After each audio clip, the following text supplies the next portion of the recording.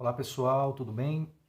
Vamos dar continuidade na aula de hoje, turma, ao módulo 7, no qual estamos discutindo aqui a relação entre o controle social e o direito, não é? Nós trabalhamos na última aula o viés funcionalista acerca dessa relação. E hoje vamos trazer exatamente a diretriz aí teórica, né, que se opõe àquela do funcionalismo, que é exatamente a teoria então do conflito social, né?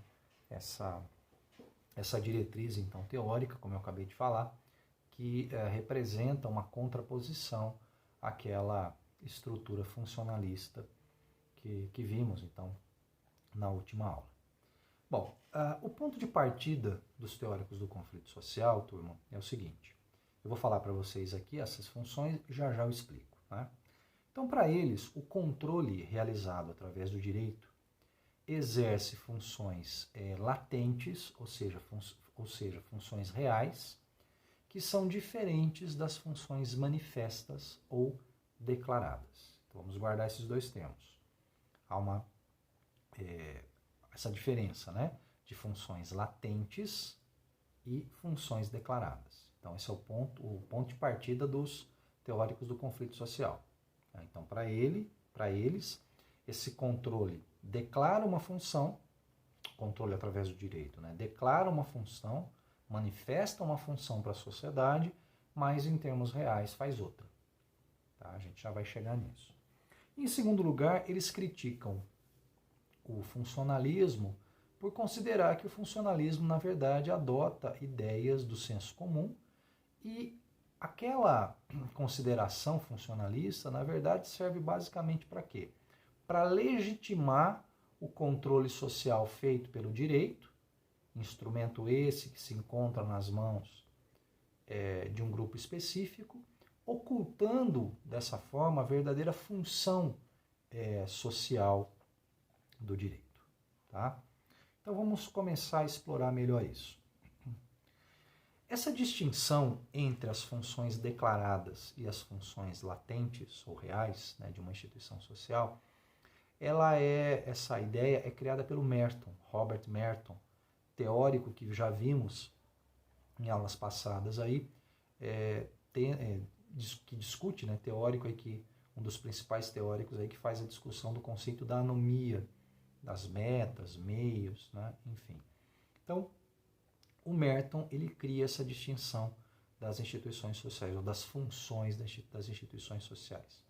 Vamos dar um exemplo muito simples, pessoal, de um hospital. O hospital é uma instituição social. Tá? Então, o que o hospital, enquanto instituição social, ele declara para a sociedade? Ele manifesta para a sociedade, ou melhor, o que a sociedade espera que o hospital cumpra? Que ele cuide dos doentes, né? Que ele auxilie numa melhoria da condição da saúde, né? Que ele siga as regras do Ministério da Saúde, enfim. Se o hospital cumprir o que a sociedade espera dele, vai haver exatamente uma relação entre a função real e a função declarada. Então ele declara algo que realmente ele cumpre. Então a sociedade tem essa expectativa. E aí, os teóricos do conflito, eles vão sustentar exatamente que essa distinção entre declarar algo e cumprir outra coisa, cumprir algo diferente daquilo que é declarado, para os teóricos do conflito social, essa distinção se aplica no controle social efetuado principalmente através do sistema penal, né, que, na concepção deles, não cumpre as suas funções manifestas. Então, repito, declara uma coisa e cumpre outra. Para os funcionalistas, nós vimos que não, né? Para os funcionalistas, a coisa funciona dessa forma.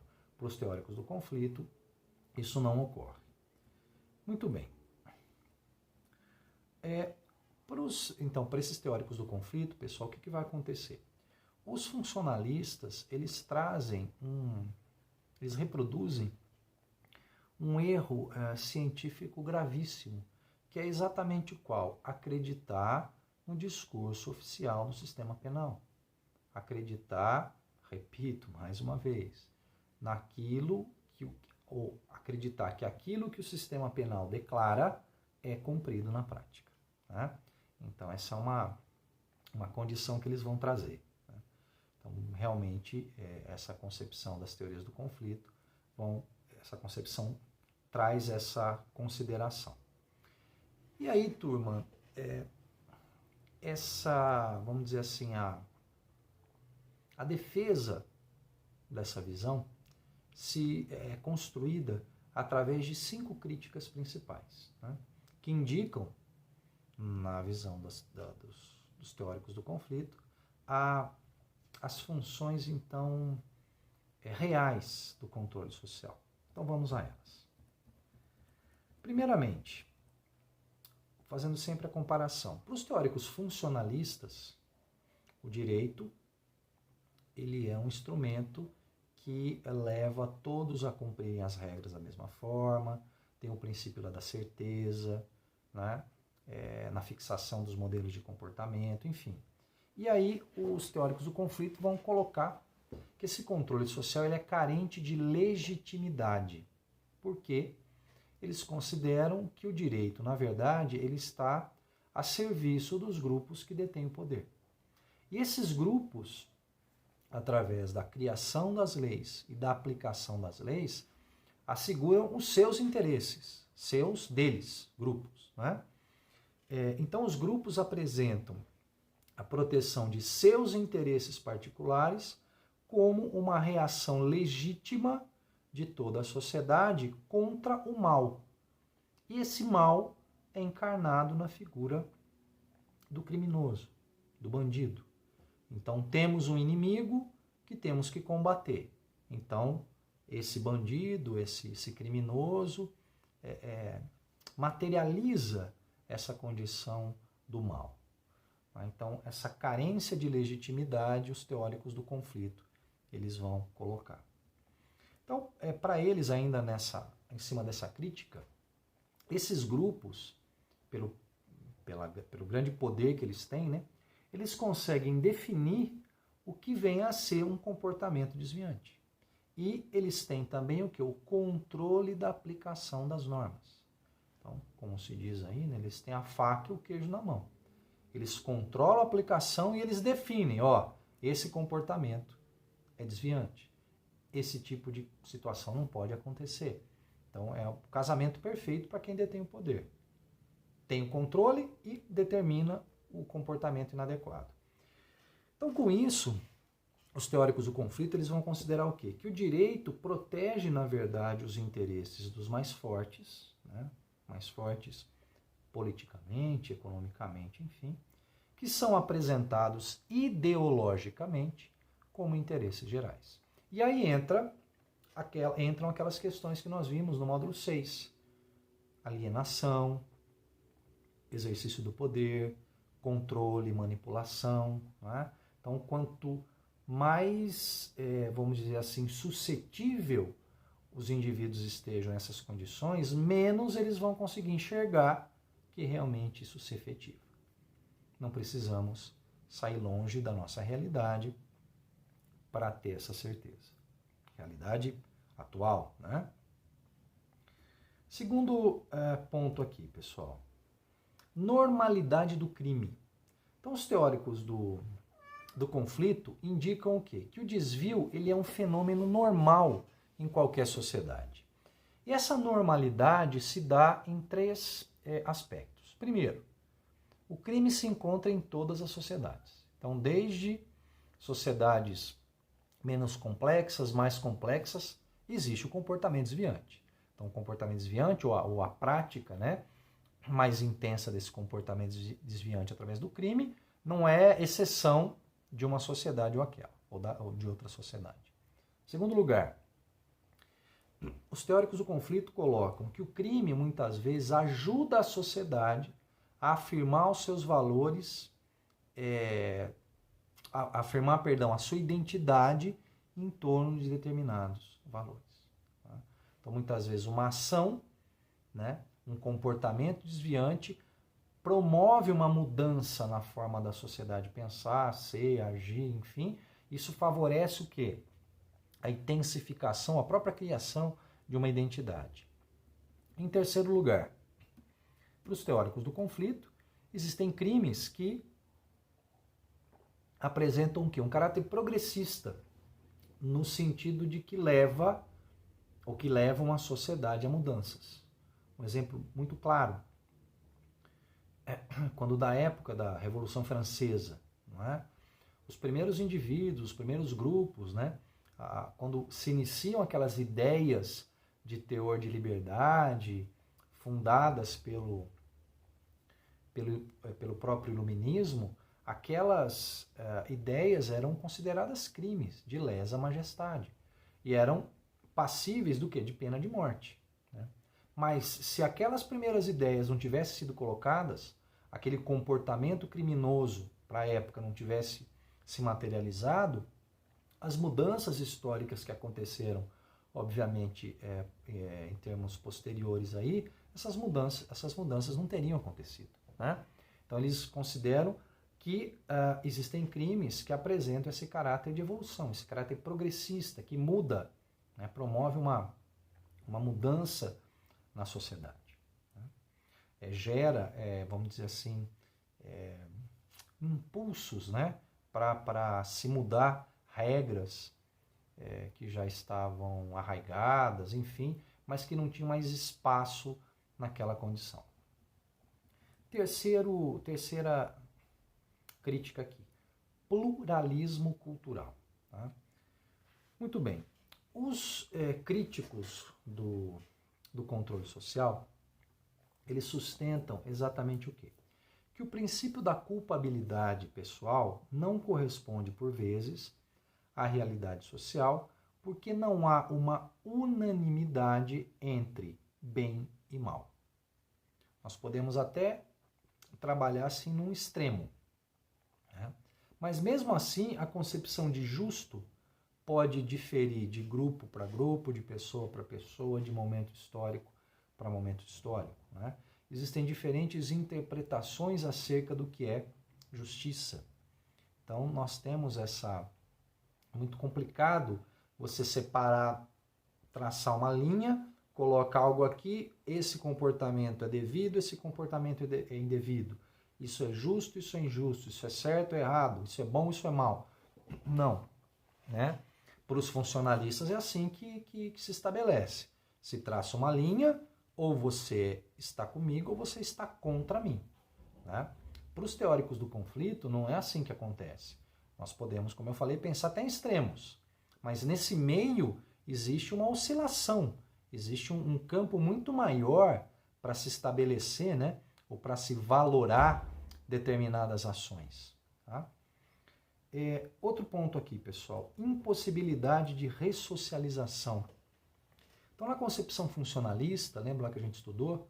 Aquele sujeito que apresenta, né, que está com defeito, ele vai ser retirado da sociedade, vai ser retirado da máquina, vai ser consertada, esse indivíduo vai ser consertado em alguma instituição e volta para a máquina para se adequar novamente à estrutura dessa máquina. Né? E é exatamente nisso que os funcionalistas acreditam. Porém, nós sabemos e temos, né, vocês enquanto detentores de muita informação, de muito conhecimento, né, de dados, vocês sabem disso, que uma vez que o indivíduo cai em uma prisão, a prisão vai tão somente o quê? Estimular as carreiras criminais dos indivíduos. Vai haver exceção? Claro que vai. Né?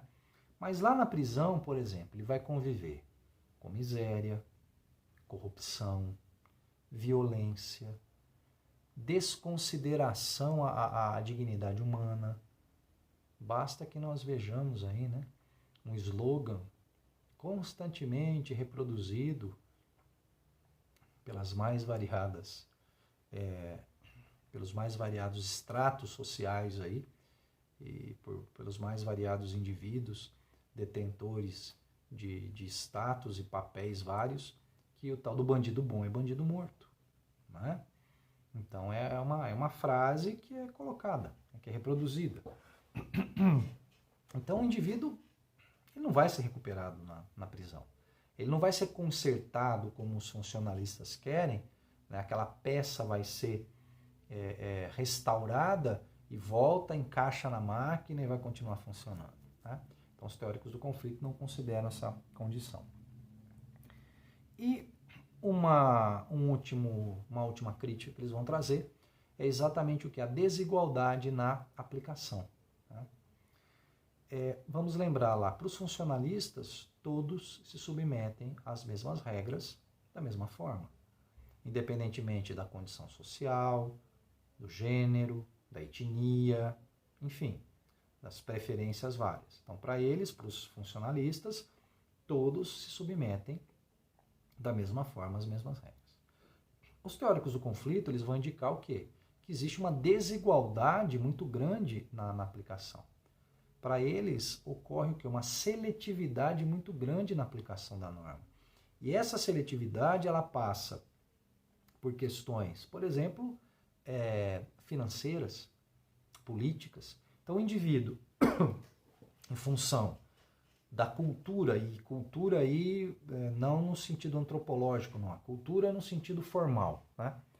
O sujeito, em função da cultura que ele tem e do poder que ele tem, seja poder político, religioso, econômico, que seja, ele tem muito mais chance de ser defendido de forma adequada, tem muito mais chance de conhecer os seus direitos e tem muito mais chance, por exemplo, de receber apoio de outras pessoas que, tais como ele, também têm um poder muito grande, tem um poder de influência muito grande, né? Então, a pessoa desprovida desses recursos corresponde exatamente o quê, pessoal? A imagem social do bandido. Então, se cria uma imagem social do bandido e se vende essa imagem social. Então, o sujeito que mora longe, que é pobre, que se veste de maneira A, que fala de maneira B, que se comporta de maneira C, é bandido. É vendida essa ideia. Não é?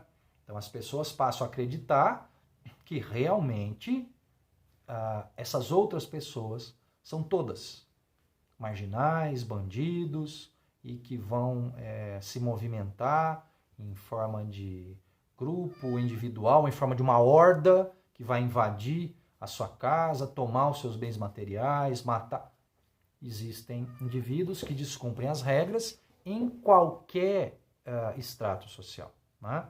Isso não é privilégio de uma classe ou outra, mas para os funcionalistas, todos se submetem às mesmas regras da mesma forma. Tá? Então, pessoal, terminamos aqui essa parte do módulo, né, do controle social e o direito. Vamos encerrar esse módulo 7 e o nosso próximo módulo é exatamente, vamos continuar nessa relação, né, discutindo a estratificação social e o direito. Está bem? Então, espero que vocês tenham entendido. E, claro, se ficou alguma dúvida, qualquer dúvida que tenha ficado, vocês podem entrar em contato pelas vias institucionais. Está bem? Muito obrigado e até a nossa próxima aula.